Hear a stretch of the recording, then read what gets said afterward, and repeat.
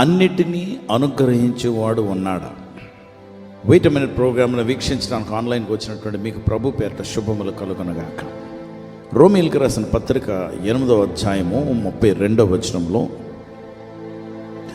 తన సొంత కుమారుని అనుగ్రహించుటకు వెనుక తీయక మనందరి కొరకు ఆయనను అప్పగించిన వాడు ఆయనతో పాటు సమస్తమును మనకి ఎందుకు అనుగ్రహించడు? చాలా విచిత్రమైనటువంటి మాట అది. ఎందుకంటే కంపారిజన్ చూడండి, అన్నిటినీ అనుగ్రహిస్తారు అన్నదాన్ని వర్ణించడానికి, వివరించడానికి తన సొంత కుమారుని అనుగ్రహించుటకు వెనుక తీయక, తన సొంత కుమారుడు.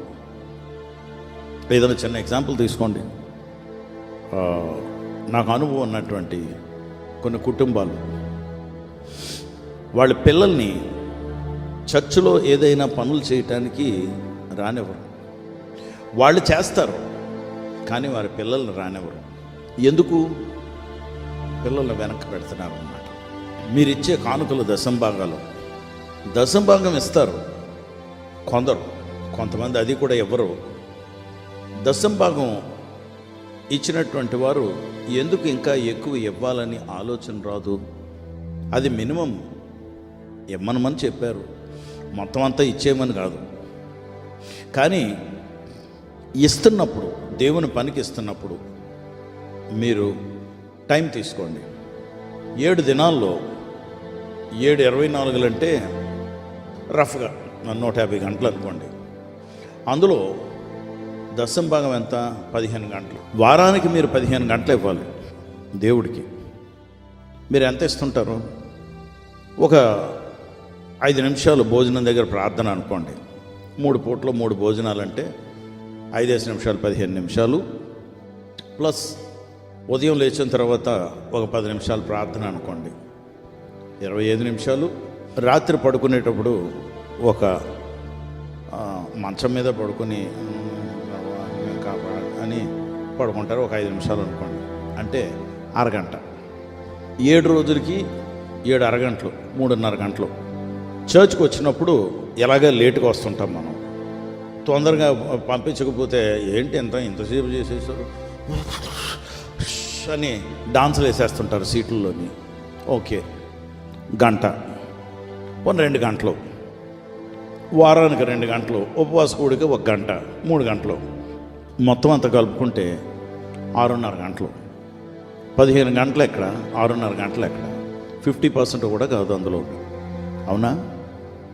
సో దేవుడికి ఇస్తున్న దాంట్లో టైమో ఇవ్వరు. మీకు వస్తున్నటువంటి మీ ఆదాయంలో దశంభాగంగానే కానుకలు కూడా ఇవ్వరు. దాన్ని మళ్ళా బీరువాలో పెట్టి మీరు ఎక్కడ మీ భోజనం తింటున్నారా, లేకపోతే మీ కొరకు భారంతో ప్రార్థన చేసిన వాళ్ళ దగ్గరికి తీసుకొచ్చి ఇవ్వరు. మీ ఇంటికి ఈ కానుకల కొరకే విజిట్ చేసే వారు కొందరు ఉంటారు, వారికి డిస్ట్రిబ్యూట్ చేస్తుంటారు. సగం ఉద్యోగం చేస్తుంటారు, సగం సేవ చేస్తుంటారు. అలాంటి సంఘాలకు వెళ్ళి అక్కడ ఇస్తుంటారు. ఎక్కడండి మీరు ఇస్తున్నది? కానీ దేవుడు తన సొంత కుమారుని 6.5 గంటల సేపు ఇవ్వటం కాదు, వారానికి 15 గంటలు కాదు, ఆయన ఇచ్చిందంత సొంత కుమారుని ఇచ్చుటకు వెనుక తీయక, కంప్లీట్గా ఆయన రక్తపు చుక్కలు, ఆయన ప్రాణాన్ని మీ కొరకు అర్పించడానికి దేవుడు తన అద్వితీయ కుమారుని భూమి మీదకి పంపించేశారు.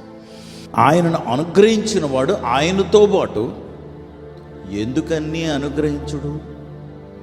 అంటే మీకు ఇచ్చే వస్తువులు, మీకు ఇచ్చే ఐశ్వర్యము, మీకు ఇచ్చే ఆశీర్వాదము, మీకు ఇచ్చే ఆత్మ సంబంధమైనటువంటి అభివృద్ధి ఏదైనా సరే అన్నిటినీ కలుపుకున్న ఆయన అద్వితీయ కుమారుడి దగ్గర కంపారిజన్ లేదండి. ఆయన కుమారుణ్ణే అనుగ్రహించిన వాడు ఎందుకు మిమ్మల్ని పైకి లేపడు? చెప్పండి, ఎందుకు లేపడు? దేవుడు ఖచ్చితంగా మిమ్మల్ని ఆశీర్వదిస్తారు. అది ఆయన చెప్తున్నది. ఏంటి? ఎందుకు అనుగ్రహించడు? దానికి జవాబు ఏంటి? మీరు ఎస్, అనుగ్రహిస్తాడు. ఎందుకంటే నా దేవుడు నమ్మదగినవాడు. హల్లెలూయా. అందుకే దేవుని బిడ్డలారా, ఈరోజు ప్రోత్సాహం పొందండి. మీరు ఇచ్చినందువల్ల మీరు ఎంత ఇస్తున్నారో అంత తిరిగిస్తాడు అని నేను ఆ కాన్సెప్ట్ చెప్పడం లేదు, అది వాస్తవం.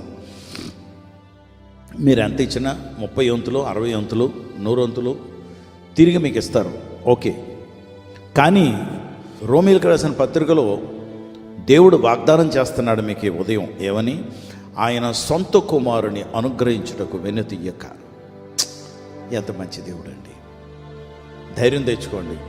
మీకు ఏం కావాలి? అవసరతలో ఉన్నారా? అవి తీరుస్తాడు, తప్పకుండా తీరుస్తాడు. తప్పకుండా మిమ్మల్ని కుటుంబంలో నిలవబెట్టిస్తాడు, మిమ్మల్ని కుటుంబాలుగా ఆశీర్వదిస్తాడు. ప్రార్థన చేద్దాం. పరిశుద్ధుడా ప్రభా, నీకు వందనాలు, స్తోత్రాలు. నీ బిడ్డలను జ్ఞాపకం చేసుకోండి నాయన. మమ్మల్ని యోగ్యులుగా ఎంచి మీ కుమారుని మాకు మీరు అనుగ్రహించారని చేతులు చాపి ఆయనను స్వీకరిస్తున్నాం. రండి ప్రభా, మాలోకి రండి.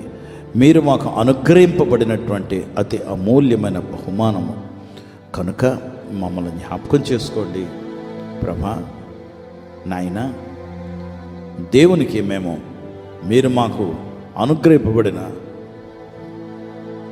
బహుమానమని, గిఫ్ట్ అని ఆయనకు వందనాలు చెల్లిస్తూ, తప్పకుండా మా ప్రతి అవసరత క్రీస్తు యేసు ఐశ్వర్యమును బట్టి, మహిమైశ్వర్యమును బట్టి తీర్చబడుతుందని నీ లేఖనాలు చెప్తున్నాయి. అన్నీ అనుగ్రహిస్తారంటున్నారు.